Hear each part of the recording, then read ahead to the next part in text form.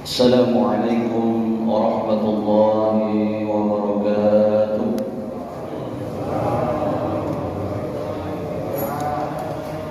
Alhamdulillah, alhamdulillahilladzi ahyana ba'dama amatana wa ilayhi nusyur. Asyhadu an la ilaha illallah wahdahu la syarika lah wa asyhadu anna sayyidana wa nabiyyana Muhammadan abduhu wa rasuluh. Allahumma salli wa sallim ala sayyidina Muhammadin wa ala alihi wa ashabihi ajma'in, amma ba'du. Wa qur rabbi ishrah li sadri wa yassir li amri wahlul 'uqdatam min lisani yafqahu qawli. Wa qul la fahmana illa ma 'allamtana innaka anta 'allamul ghuyub. Wa la hawla wa la quwwata illa billahil 'aliyyil 'azim. Alhamdulillah, ucapan terbaik kita selalu kita haturkan kepada Allah Subhanahu wa taala di subuh yang mulia ini, tepatnya tanggal 10 Muharram. Allah memperkenankan kita bersama-sama melaksanakan kewajiban kita sebagai hamba-Nya, salat subuh berjamaah di masjid yang penuh barakah. Semoga Allah Subhanahu wa taala menerima seluruh rangkaian ibadah yang kita lakukan pada subuh hari ini, sehingga insyaAllah pada akhirnya kita mendapatkan keselamatan, kebahagiaan serta keberuntungan baik di dunia maupun di akhirat kelak insyaAllah. Allahumma amin. Selawat dan salam selalu kita persembahkan kepada Nabi Allah, Nabi Agung, Nabi besar kita Muhammad sallallahu alaihi wasallam. Dialah Nabi pembawa risalah kebenaran, dialah Nabi yang selalu kita ikuti ajarannya, dialah Nabi yang membawa kita dari alam gelap gulita, dan dialah Nabi yang kita harapkan syafaatnya di hari kelak insyaallah. Kaum muslimin sidang jamaah subuh yang dirahmati Allah, momentum 10 Muharram pada kesempatan ini, di mana ada beberapa hadis Rasulullah sallallahu alaihi wasallam yang menjelaskan tentang 10 Muharram. Salah satu di antaranya Imam Al-Baihaqi menerangkan bahwa Rasulullah sallallahu alaihi wasallam bersabda, "Man wassa'a 'ala 'alihi," barang siapa yang meluaskan rezekinya kepada keluarganya, wassa'allahu rizqahu kullu sana, maka Allah akan meluaskan rezekinya pula sepanjang tahun.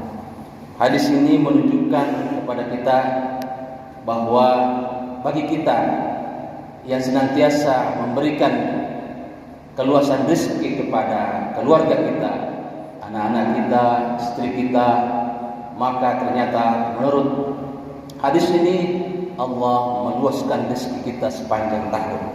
Jadi hadis tentang membeli baju baru dan sebagainya itu bukan sebenarnya di malam lebaran, hari lebaran, tetapi yang dimaksud oleh hadis ini adalah di 10 Muharram itu sesungguhnya kita seharusnya meluaskan rezeki, artinya tidak pelit terhadap keluarga kita. Siapa yang meluaskan rezekinya terhadap keluarganya, kata Rasulullah, maka Allah pun meluaskan rezekinya sepanjang tahun. Bahkan Rasulullah juga di hadis yang lain bahwa saya berdoa kepada Allah Subhanahu wa taala, siapa yang berpuasa di 10 Muharram ini, maka dia akan dihapus dosa-dosanya setahun yang lalu. Bahkan Rasulullah juga mengatakan bahwa puasa yang terbaik setelah Ramadan yaitu puasa Asyura, puasa 10 Muharram. Kenapa ini menjadi mulia? Ternyata ada beberapa kisah Nabi yang terjadi pada Nabi-Nabi Allah Subhanahu wa taala, di mana di 10 Muharram itu mereka mendapatkan pertolongan Allah Subhanahu wa taala. Mereka diselamatkan oleh Allah Subhanahu wa taala dari musibah, ancaman dan sebagainya pada 10 Muharram. Yang pertama, kita bisa melihat kisah Nabiullah Adam, di mana di 10 Muharram Nabiullah Adam ternyata diterima doanya, diterima taubatnya oleh Allah Subhanahu wa taala. Di mana kisah ini ketika Nabiullah Adam alaihi salam diperintahkan tinggal di surga, sebagaimana ayat yang kita baca tadi, wa qulna ya Adam uskun anta wa zawjukal jannah, wahai Adam, tinggallah engkau bersama istrimu di dalam surga, anta wa zawjukal jannah wa kula minha ragadan haitsu syi'tuma wa la taqraba hadhihi syajarah, tapi wahai Adam, kamu jangan mendekati pohon itu, la taqraba hadhihi syajarah fatakuna minadh dhalimin, maka engkau menjadi orang-orang yang zalim, kata Allah di dalam Al-Qur'an. Tetapi Nabi Adam selalu digoda oleh syaitan. Wahai Adam, kalau engkau mendekati pohon itu, engkau sempat memakan buahnya, maka kamu sebenarnya kekal di dalam surga. Lalu Nabi Adam bersama istrinya pun mengikuti perintah syaitan tadi. Lalu dia pun memakan. Fa'azallahuma syaitan, di dalam Al-Quran, fa'azallahuma syaitan, maka keduanya pun dikeluarkan dari surga. Hadirin sekalian dirahmati oleh Allah Subhanahu wa taala, di 10 Muharram diterima taubatnya. Cepat-cepatlah Nabiullah Adam bertaubat. Rabbana, apa kata kalimatnya?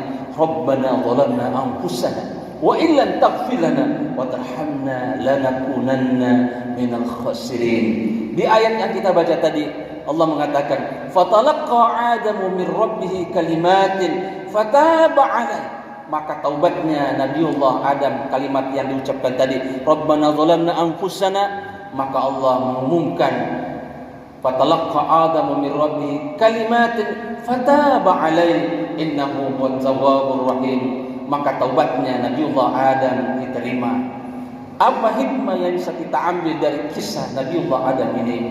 Bahwa sesungguhnya Nabiullah Adam ketika melakukan pelanggaran, maka cepat-cepat dia bertaubat, mengucapkan Rabbana zalamna anfusana, dan diterima taubatnya di 10 Muharram. Hadirin sekalian yang dirahmati Allah Subhanahu wa taala. Kisah yang kedua, yaitu kisah Nabi Nuh alaihi salam. Kisah Nabi Nuh ini juga Allah abadikan di dalam Al-Quran, di mana ketika Nabi Nuh diutus oleh Allah Subhanahu wa taala untuk berdakwah. Di dalam Al-Quran Allah ceritakan, "Wa laqad arsalna Nuhan ila qaumih." Sungguh kami telah mengutus Nuh kepada kaumnya. Berapa lama dia berdakwah? Alfumi'ah illa khamsu aman illa khamsina aman, 1000 tahun kurang 50 tahun. Jadi Nabi Nuh itu berdakwah sekitar 950 tahun. Umurnya panjang sekali, tetapi tidak banyak yang mengikuti jejaknya Nabi Nuh alaihissalam. Lalu apa yang terjadi? Lalu Nabi Nuh diperintahkan untuk membuat kapal. Kapal dibuat oleh Nabi Nuh. Setelah jadi kapalnya, semua orang-orang yang mengikutinya, yang beriman kepadanya, disuruh naik ke kapal. Lalu anaknya pun tidak beriman. Lalu Nabi Nuh mengatakan, "Wahai anakku, naiklah. Ya bunayya irkam ma'ana," kata Nabi Nuh. "Wahai anakku, naik ke atas kapal." Apa kata anaknya? "Wahai bapak, saya tidak usah naik ke kapal. Saya cukup naik ke gunung yang paling tinggi." Begitu anaknya tidak mau mengikuti perintah ayahnya, dan dia tidak termasuk orang-orang yang beriman. Apa yang terjadi? Terjadilah hujan deras. Kemudian air keluar dari bumi. Maka bumi pun tenggelam. Maka seluruh penduduknya pun tenggelam. Setelah itu kapalnya Nabi Nuh bersandar, Ya'simuni 'alal judi, di bukit Judi. Ya, itulah peristiwa terjadi pada tanggal 10 Muharram. Terjadi Nabi Nuh diselamatkan dari banjir besar. Hadirin sekalian yang dirahmati Allah Subhanahu wa taala, apa hikmah yang bisa kita ambil dari kisah Nabi Nuh ini adalah bahwa sesungguhnya Nabi Nuh selalu bersabar, walaupun ya ratusan tahun dia berdakwah, tapi dia tetap bersabar.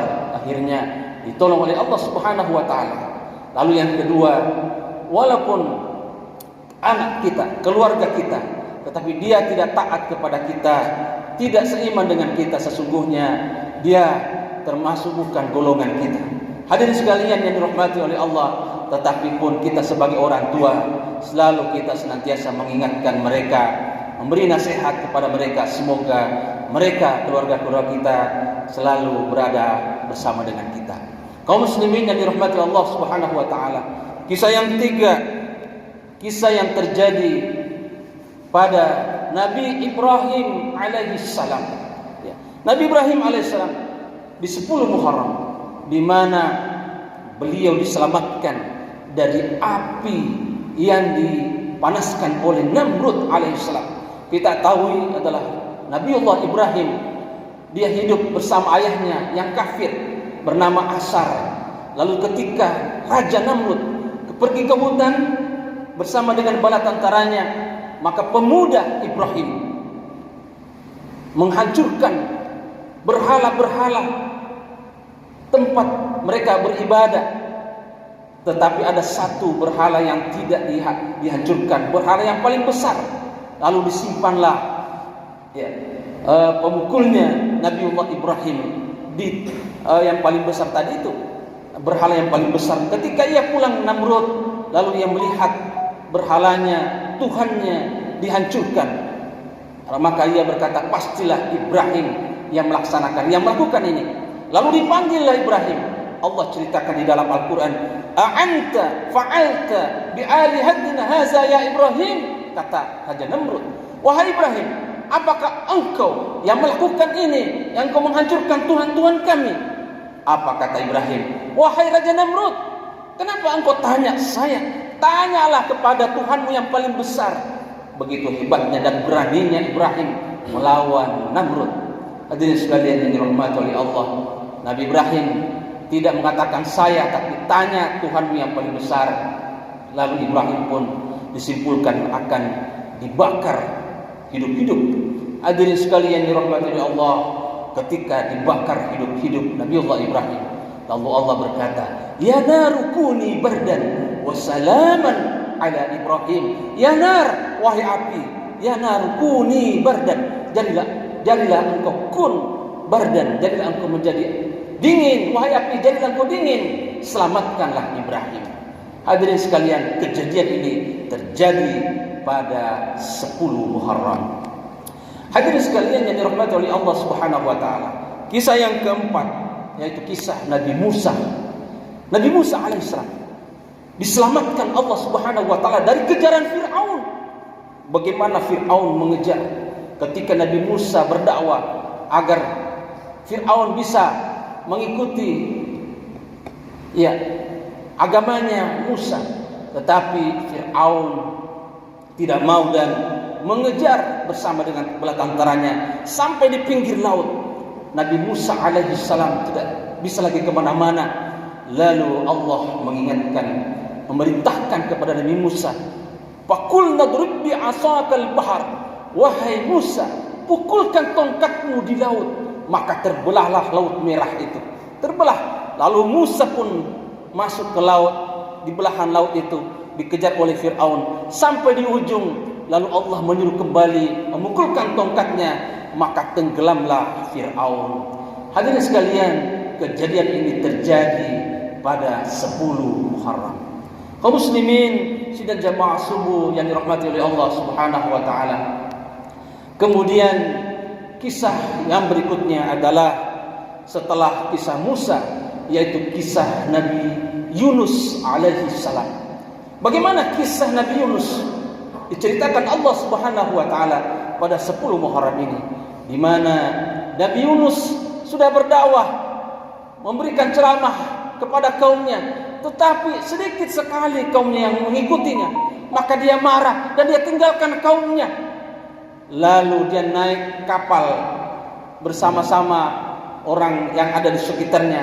Lalu di tengah malam terjadilah ombak besar, dan harus ada satu orang yang keluar dari kapal itu.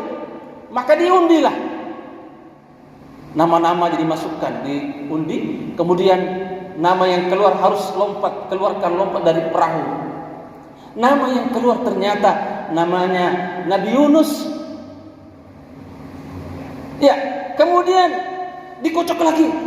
Jangan-jangan itu salah. Dikocok yang kedua kalinya, keluar lagi namanya Nabi Yunus. Sampai ketiga kalinya, terus Nabi Yunus keluar namanya. Akhirnya Nabi Yunus pun dilemparkan ke dalam laut. Hadirin sekalian yang dirahmati oleh Allah Subhanahu wa taala, di malam yang gelap gulita dilemparkan ke dalam laut yang dalam. Apa yang terjadi? Dimakan oleh ikan besar. Maka kisah di dalam Al-Quran, Nabi Yunus berdoa, fanada fi zulumat, kata fanada fi zulumat, maka berdoalah dan berzikirlah Nabi Yunus di dalam kegelapan. Bagaimana gelapnya? 3 kegelapan. Gelapnya malam, kemudian dia berada di dalam perut ikan, gelap juga, kemudian di dalam laut yang sangat dalam. Maka 3 kegelapan. Fanada fi zulumat. Nabi Yunus berdoa di 3 kegelapan. Berdoa dan berzikir. Apa zikirnya? La ilaha illa anta inni kuntu minadh dhalimin. Inilah zikir yang dibaca Nabi Allah Yunus di saat-saat yang sangat mengerikan. Dengan ternyata walaupun 3 kegelapan, dengan zikir, karena zikir itu adalah cahaya, maka pun Nabi Yunus diselamatkan oleh Allah Subhanahu wa taala di malam 10 Muharram. Hadirin sekalian yang dirahmati oleh Allah, maka dia pun kembali ke kaumnya dan dia bertemu dengan kaumnya, dan alhamdulillahnya kaumnya pun sudah beriman kepada Allah Subhanahu wa taala. Kaum muslimin sidang jamaah subuh yang dirahmati oleh Allah, itu terjadi pada 10 Muharram. Lalu kemudian peristiwa kisah Nabi Yusuf alaihissalam, di mana Nabi Yusuf diselamatkan, dikeluarkan dari penjara. Di penjara, kenapa? Dia pertama-tama dimasukkan dalam sumur, dari sumur kemudian diambil oleh kerajaan, dibawa ke kerajaan, lalu kemudian dia besar, menjadilah manusia yang sangat gagah dan ganteng. Lalu kemudian istrinya raja menginginkan Nabi Yusuf alaihissalam. Lalu ketika itu Nabi Yusuf tidak mau digoda oleh Sulaikha. Lalu kemudian dia difitnah, akhirnya dimasukkan di penjara. Dipenjaralah Nabi Yusuf alaihissalam, tetapi dengan dia bisa mentakwilkan mimpi-mimpi raja sehingga dikeluarkan dari penjara, lalu dia diangkat menjadi bendahara Mesir pada waktu itu. Terjadi pada 10 Muharram. Hadirin sekalian yang dirahmati oleh Allah, apa hikmah yang bisa kita ambil? Bahwa Nabiullah Yusuf alaihissalam orang yang paling sabar, yang kedua dia paling memaaf. Walaupun saudaranya memasukkan dia ke dalam sumur, tapi pada akhirnya dia bertemu dengan saudaranya ketika dia menjadi pejabat di kerajaan Mesir. Lalu dia memanggil semua keluarganya dan dia pun memaafkan kesalahan saudara-saudaranya. Itulah Nabiullah Yusuf alaihi salam. Lalu yang terakhir adalah kisah Nabi Isa alaihi salam. Terjadi pada 10 Muharram, di mana Allah selamatkan Nabi Isa, diangkat ke atas langit. Di mana orang-orang Yahudi pada waktu itu, orang-orang Yahudi ingin membunuh Isa alaihissalam. Mereka dikepung. Lalu Allah selamatkan Nabi Isa dari kepungan orang-orang Yahudi. Allah angkat Nabiullah Isa, Nabi Isa ke langit. Maka bukanlah Nabi Isa yang disalib, tetapi ada seorang yang menyerupai Isa, itulah yang disalib, tetapi yang diangkat ke langit diselamatkan oleh Allah, Nabiullah Isa.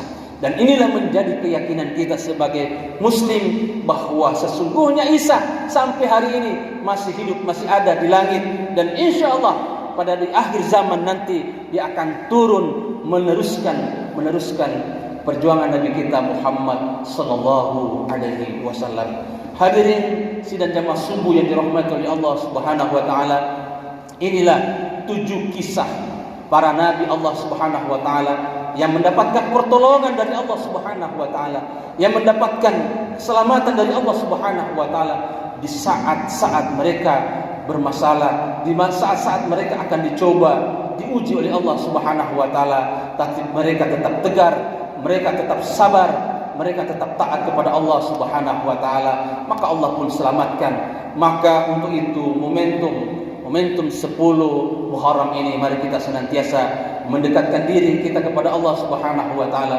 Kalau kita mampu melaksanakan ibadah puasa, silahkan berpuasa, karena memang ini disunahkan berpuasa di bulan di malam di hari 10 Muharram. Semoga Allah Subhanahu wa taala senantiasa memberikan kebahagiaan dan keberuntungan kepada kita, sehingga insyaallah tahun baru Islam ini menjadi momentum kita untuk senantiasa berbenah, dan insyaallah kita akan menghadapi tahun 1447 Hijriah ini dengan penuh kebahagiaan dan keselamatan insyaallah. Allahumma amin. Marilah kita tutup ceramah ini, tausiah ini dengan bersama-sama berdoa.